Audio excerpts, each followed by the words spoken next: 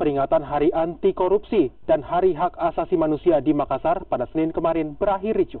Aksi saling lempar batu pun terjadi antara mahasiswa HMI Makassar dengan oknum pekerja proyek jalan tol APP Tarani yang dibantu oleh warga sekitar yang merasa terganggu dengan aksi tersebut.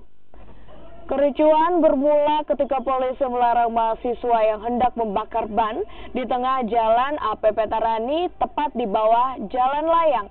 Bahkan seorang mahasiswa mengaku telah dipukul oleh salah satu oknum. Mahasiswa kemudian bergeser ke jalan tol Reformasi dan memblokade jalan yang sedang dikerjakan oleh sejumlah pekerja jalan tol.